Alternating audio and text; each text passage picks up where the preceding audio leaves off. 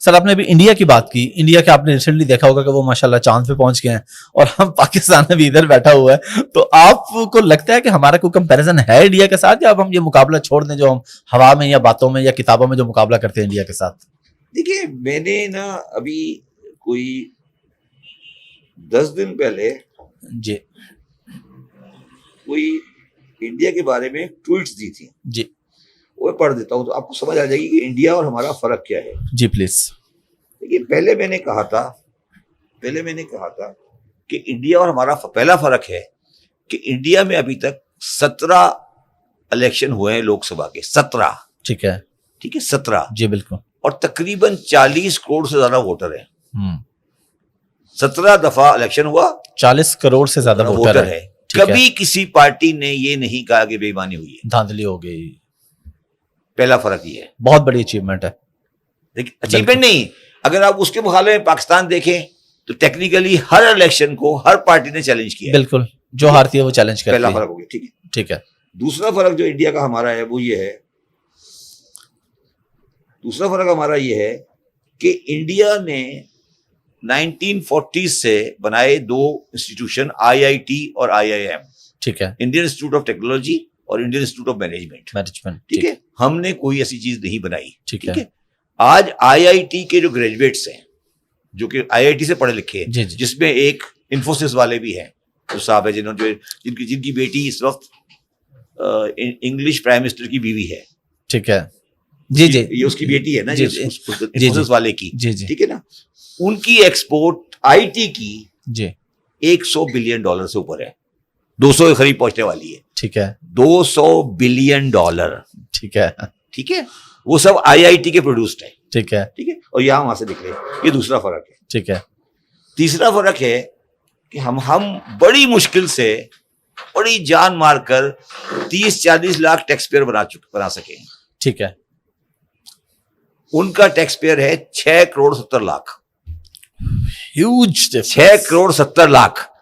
सिर्फ मोदी की गवर्नमेंट ने 5 करोड़ टैक्स पेयर ऐड किया है। 5 करोड़ टैक्स पेयर ऐड हुआ है इन द लास्ट 8 years। उनका टैक्स टू जीडीपी रेशियो 17% है, हमारा टैक्स टू जीडीपी रेशियो 10 से नीचे चला गया है। ठीक है। अब आगे चले प्लीज। ठीक है। दूसरा फर्क हो गया। चौथा फर्क है सिंप्लिसिटी।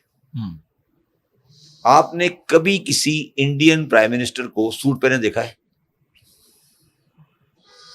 47 से लेकर। जी बिल्कुल, जो भी देखने हैं वो वेस्ट कोट में होंगे, अपने लिबास में होंगे, शलवार ये स्टार्ट पुराना है। कायदे-ए-आज़म सूट में थे, नेहरू सलवार कुर्ते में था। ये बीमारी नई नहीं है। इंडिया का कोई प्राइम मिनिस्टर दिखा दे जिसने कभी सूट पहना हो, या इंडिया का कोई प्राइम मिनिस्टर दिखा दे जिसने कभी तकरीर की हो किसी इंटरनेशनल फोरम में अपनी जबान के अलावा, या इंडिया का प्राइम मिनिस्टर दिखा दे जिसके साथ 36-35 गाड़ियां चलती हैं।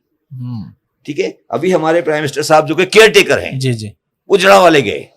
जी, आप किसी से पूछिए, बताइएगा उनके साथ गाड़ियां कितनी थी, कितनी गाड़ियां थी। ठीक है। तो ये इंडिया की जो सिंप्लिसिटी है और जो उनके माशरे में एक सिंप्लिसिटी है जी। जो पांचवी चीज है इंडियन जुडिशरी।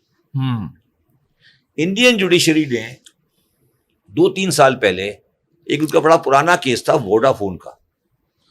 ठीक है। इंडियन जुडिशरी ने उसको केस को रिवर्स किया, फॉरेन पार्टियों का केस रिफंड वापस करें और पूरा जो उसको फॉरेन इन्वेस्टमेंट को सीधा कर दिया। ठीक है। हमारे यहाँ इफ्तिखार चौधरी साहब ने रेकॉर्ड की ऐसी की तैसी फेर दी, आपके स्टील बिल की ऐसी की तैसी फेर दी। तो हमारी जुडिशरी तो इकोनॉमिक मैटर में सही करने के बजाय चीजों को खराब किया। ठीक है। तो जब आपने कोई इंस्टीट्यूशन बनाए सारे, जब इंस्टीट्यूशन बनाए ही नहीं तो फिर क्या होता है? फिर ये होता है कि एक इंस्टीट्यूशन जो कि थोड़ा सा ऑर्गेनाइज्ड है और जिसके हाथ में बंदूक है वो पावरफुल हो जाता है। फिर हम कहते हैं कि फौज आ गई।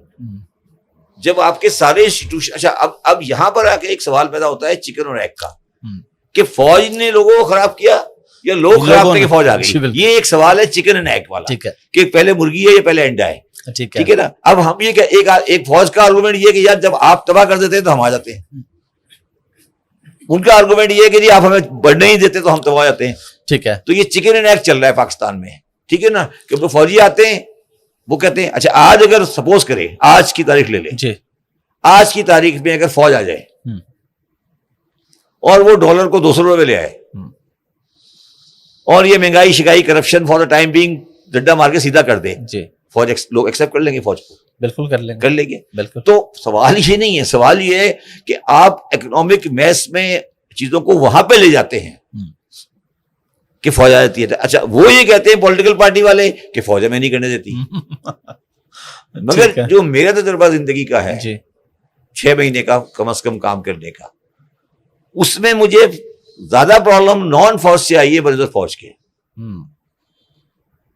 उनके अपने बहुत बड़े बड़े मसाइल हैं, बट बुनियादी मसले हमारे चीजों। अच्छा इसमें जो चीज हम समझते नहीं है वो ये है कि पाकिस्तान में जो बिजनेसमैन है और जो पाकिस्तान में जो कारोबारी है, ये इंटरनेशनल कॉम्पिटिटिवनेस के साथ डील ही नहीं करना चाहता। अगर कोई मुझसे आज ये पूछे ना कि इंडो पाकिस्तान ट्रेड की सबसे बड़ी रुकावट कौन है, मैं कहूंगा पाकिस्तानी बिजनेसमैन। अच्छा जी, अगर इंडो पाकिस्तान ट्रेड खुल जाए और तो ये इनमें से आधे जो है ना ये वापस दुकानदार बन जाएंगे, ये परचून की दुकान चलाएंगे ये, क्योंकि एक तो इनका साइज नहीं है और इन्होंने डाइवर्सिफाई नहीं किया, इनोवेट नहीं किया, पैसा नहीं लगाया, मतलब पैसा नहीं लगाया। जी, जी, समझ गए, ठीक है ना। तो अगर आप फैक्ट्रियां देखें, उनके हालात देखें और इनके घरों के हालात देखें तो बड़ा नजर आए, आपको फर्क नजर आएगा, बिग डिफरेंस, एग्जैक्टली। तो ये तो मतलब मेरा मकसद है, पाकिस्तान के मसाइल बहुत बुनियादी हैं और ये मुझे कोई शॉर्ट टर्म में कोई तब्दीली होती नजर नहीं आ रही।